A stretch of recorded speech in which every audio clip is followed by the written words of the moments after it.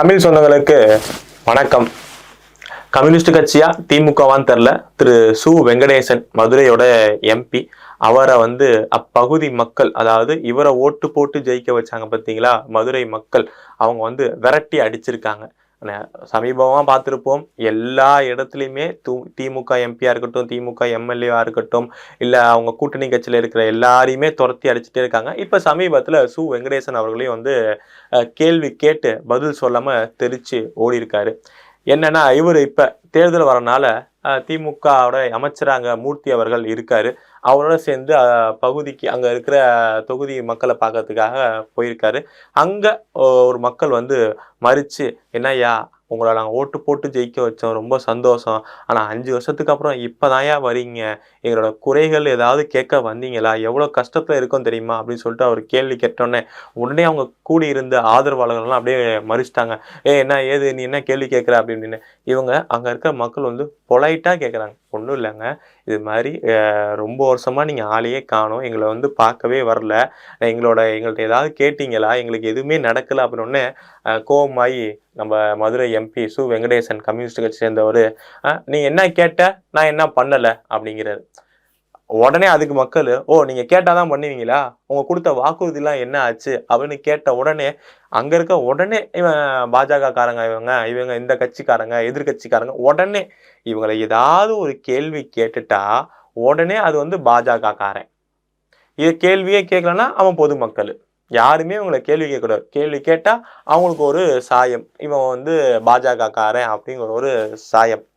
அந்த மக்கள் சொல்றாரு, ஏங்க நாங்க எந்த கட்சியை சேர்ந்தவரே இல்லவே இல்லை, உங்கள்ட்ட ஒரு சில கேள்விதான் கேட்க போறேன். தண்ணி என்ன இங்க ஒரு பெரிய பிரச்சனையா இருக்கு, அதற்கு என்னங்க தீர்வு, நீங்களே வந்தீங்கல்ல, இப்ப எங்களை பார்க்க வந்தீங்கல்ல இந்த கிராமத்துக்கு, ரோடு எப்படி இருக்கு நீங்களே போய் பாருங்க, ரோடு எப்படி இருக்கு, உங்க மனசாட்சியோட சொல்லுங்க சொல்லிட்டு அவங்க கேள்வியா கேட்கறாங்க.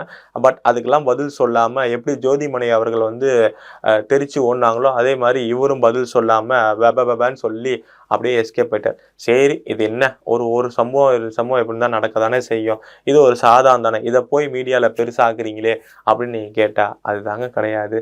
இதே மதுரையில வெள்ளம் வந்தப்ப, அதாவது மழை பெஞ்சு மக்கள் கஷ்டமா இருக்கப்ப போஸ்டரே ஊர் ஃபுல்லா அடிச்சு விட்டுனாங்க.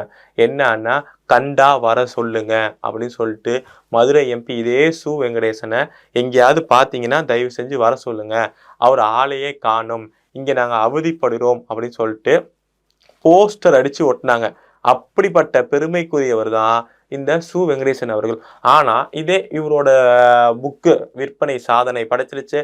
இது ஒரு பெரிய கூத்து என்னன்னா, சரி அரசியல் தான் இப்படி இருப்பான்னு பார்த்தா இவர் எழுதின புக்கை இவர் சிந்தனை கொண்ட ஒரு மிகப்பெரிய எழுத்தாளரே கிண்டல் பண்ணியிருக்காரு.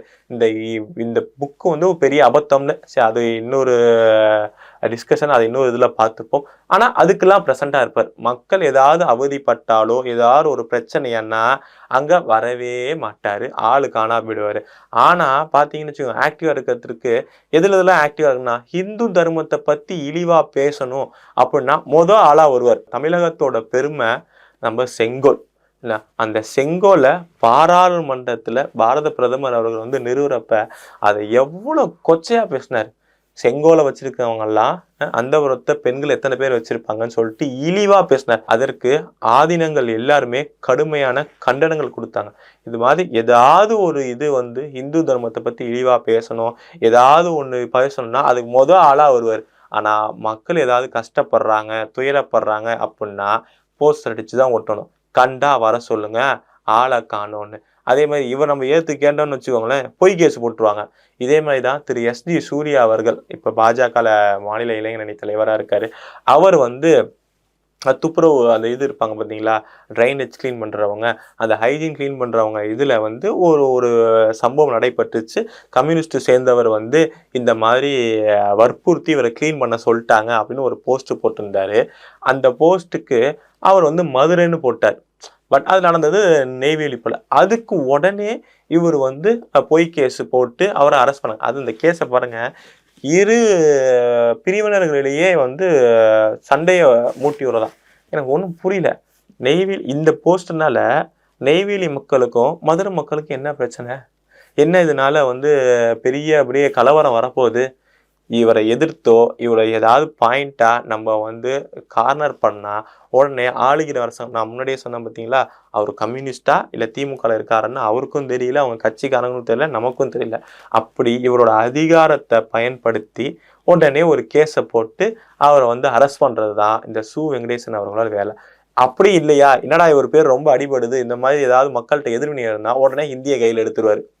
இதுவரையும் எதுவுமே பேசாதவர் ஹிந்தி, ஹிந்து மதம் இது இரண்டை தவிர எதுலையுமே கையில் எடுத்ததே கிடையாது. மதுரை இன்னைக்கு நம்ம பார்த்துருப்போம், தூய்மை பட்டியல்ல கடைசி இடத்துல இருக்கு மதுரை. என்ன அதுக்காக ஏதாவது ஒரு மனு நேரடியா முதலமைச்சரை பார்த்து என்னங்க இப்படி இருக்கு, இது சரி பண்ணணும் அப்படின்னு சொல்லிட்டு ஒரு மனு கொடுத்துருக்காரா? அதுக்காக மதுரையில ஏதாவது ஒரு திட்டம் செஞ்சிருக்காரா? ஒன்றும் செஞ்சது கிடையாது. அவ்வளோ தூய்மை இடத்துல கடைசி இடமா இவர் வடக்கன்னு சொல்றாரு, இண்டோர் வந்து இடத்துல இருக்கு. ஆனா மதுரை மீனாட்சி நம்ம வைகை பாயிற நகரம் வந்து நம்ம கடைசி இடத்துல கொண்டு போய் சேர்ந்ததுதான் இந்த சு. வெங்கடேசன் அவர்களோட பெருமை. அப்படி இல்லையா, இப்ப திருப்பரங்குன்றம் இதை பத்தி பேச ஆரம்பிச்சிருவாரு. இங்க வந்து மோதல்லாம் பண்ண முடியாது, அது பண்ண முடியாது, இது பண்ண முடியாதுன்னு ஜட்ஜு மேல வந்து ஒரு கலரை பூச வேண்டியது. இது அவரு இப்படின்னு சொல்லிட்டு ஒரு கலரை பூச வேண்டியது.